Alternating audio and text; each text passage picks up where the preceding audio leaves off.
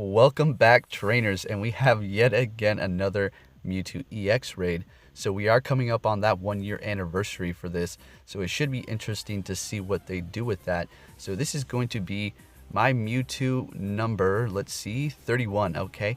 So we're looking pretty good on that.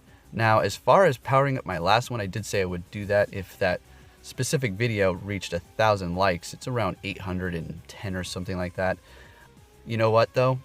If we do get some sort of Mewtwo day, what if it receives an exclusive move that you cannot TM and making the Mewtwo's that you have irrelevant? Well, I wouldn't say irrelevant, but lesser than the newer one. Could you imagine, what they did with Zapdos? This is a Mewtwo though. Zapdos was around for a month. You can go and catch it and this and that. Mewtwo, you have to wait.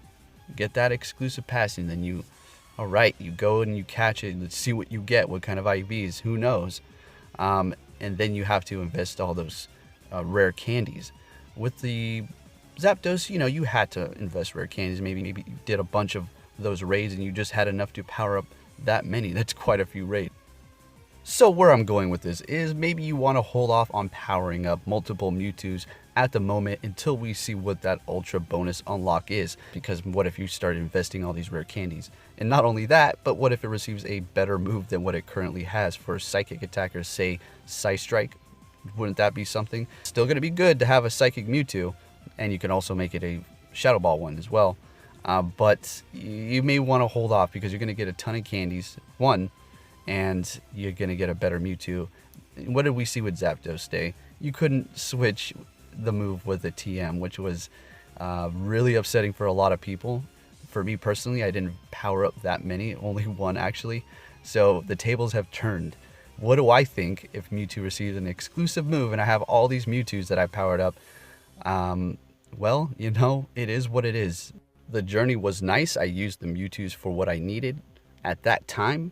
I took the risk, and I've been telling you guys for a while now that you maybe shouldn't power up multiple legendary Pokemon or even other Pokemon that you think are going to receive a community day because, well, they're going to get better moves. And some of these moves you just can't TM, or you have to evolve into them, and then you can't TM them again. So you may want to look out for that. Say Kyogre with its exclusive move. Kyogre is already the best offensive water attacker in the game. And if it receives, an exclusive move, and you can't TM it, and you have 6 maxed out Kyogres, those Hydro Pump Kyogres are still going to be great. But then you have the better option that's just a step above. And you can spend it all these resources. Now what? So you may want to hold off. This game has a ton of Pokemon coming down the line. Unless you're needing these Pokemon for specific tasks to do raids with people, then I highly recommend to just hold off on powering up a ton of legendary Pokemon, unless you need them immediately, okay? Otherwise, you invest in what you need to, and you have fun with it, Powered up a bunch of Machamps. That is literally one of the safest options to invest in is Machamps, okay? Are we going to see a better fighting type down the line? Possibly, but not likely. And if we do, it's not going to be much better than Machamp is. Yeah, you're going to use them for a lot of different things if you like to do these challenges in raids. All right, so with all that said, okay, so a lot of you have actually been asking to do kind of comparing. What does it look like when you just go in and dodge everything and then not dodge whatsoever? We're going to take a look at that. Now, just for the sake of this, I have to dodge the charge moves on the second round to actually survive the whole period with just these 2 Pokemon. But you're going to see the difference that the Moltres is going to do. Now, granted, the Tangela does have Solar Beam right now, and then after this, it's going to have Grass Knot. So I'm going to have to do a few more dodges, but that's okay. So we're just going to dodge literally almost everything, even those infestation moves, because you want to keep as much health as we can for this first experiment. Now I'm going to explain something here. It's not always good to dodge every single move. If you're doing that, it's not going to be necessary all the time. Now, I want you to check out the time and check out the health as well. Usually a good indicator as to if you're going to be able to beat that raid is if you're in the yellow by 91 or somewhere around there, right? But let's check out the time here. So it's going to be 91 any second now. And there you go. And I'm still in the green, way in the green. Let's see when it turns yellow. When I get this overheat off, it's going to, yeah. So 78, then I'm in the yellow.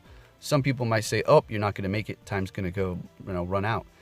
If I kept dodging, that is going to be correct. But what's going to happen is when I go in here with my Entei, I'm just going to straight attack, which is going to make up for that lost time of all that dodging. So that just gives you a little bit of insight as to you can still beat a raid boss even if you didn't bring it into the yellow by 91. Keep in mind, this does not apply to all raids. Let's say Donphin, for instance. You're not going to have the leeway like this one, a Tangela. If you're going up against a Machamp and you have fairly strong Pokemon, you're going to have the leeway. Say you're messing around, dodging everything you can, and you get it into the yellow by 83 or even 73. You're going to be able to beat that Machamp if you go in there with super strong hitters and take care of business. So remember that if you are doing a raid and your time and your health is lined up and you think in yourself, wow, I'm not going to be able to beat this because, well, I'm way behind schedule. If you stop dodging so much and just attack all you can, you should be able to do it. But remember to kind of dodge the charge moves. Depends on your team. If you're able to take it and then just keep on moving through without backing all the way out and reviving, do what you have to do. All right, so now we're going to take a look at me taking the quick moves just to see how much quicker it is. Because when you're just attacking, and you're not doing as much dodging, then you're going to be able to obviously get more damage onto that boss. But at the same time, you may think, well, if I dodge the quick moves a lot more, I'll be able to survive longer. Yes, you will, but at the same time, you're going to mess up your time. You can recover it depending on the strategy like we just discussed, but it's going to really depend on the raid boss. So the darn grass knot, it's just continuously happening. It was really annoying. I was really hoping I had Solar Beam because I only had to worry about dodging once in a while. Now for reference, I put the last raid right there on the side so you can see how much damage Moltres actually took off that Tangela raid, dodging all of the moves, well, as much that I can. And it did fairly good. Took it into the red, which is pretty nice. If it was sunny weather, you can do one Moltres and call it a day. As far as would you be able to do it dodging all the moves? No, you'd have to take some of the quick moves probably.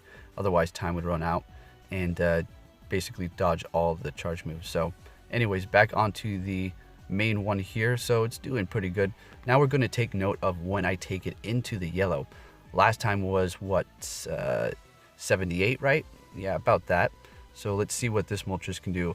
It's going to be looks like on par. As soon as I get this overheat off, it's going to turn. Yeah, there you go. So that's basically on par there. That's a nice run. So we're looking good. We're going to finish probably around 20 seconds or so, like something like that. Entei's doing a lot of damage as well. A nice tanky Pokemon. So Moltres is fantastic for this raid because it is both flying and fire type. So both of those are resisting grass and bug type, both of the moves that it has. So pretty nice. There you go. Down it goes. And it almost break it into the red. And I didn't dodge any of the quick moves. So the difference is very, very minuscule, and it also can cost you the win if you dodge too much. That is the point that I'm trying to make here for you guys, and show you that if you do not make it into the, color zone according to the time, like if you need to be into the red by 45, right? That's usually the quota there. If you just attack like crazy, and you should be able to do it. All right, I'm going to give you another example so you really understand. So say you go into a Tangela raid. You're not going to use any legendaries, say you don't have any, and you're using fire types. I'm not going to get specific. And you're attacking without dodging. And you're watch this video and you're like, okay, I'm behind schedule, but if I keep going, I might be able to do it. Well, if you weren't dodging and you were straight attacking and you're still behind schedule, you're not going to be able to do it. That's a different case. So moral of the story is if you're behind schedule because you were doing too much dodging with your first and second Pokemon, I recommend you just attack straight through with your others, depending on their CP and how powerful they are. This is all going to be trial and error. Once you've done this enough, you should be able to know what it's going to take to recover that time and make sure you finish that raid before the timer is up. Hope this gave you some insight, trainers, and you enjoyed this video. And with that said, I'll be catching you all next time. And remember, Celebi is coming soon.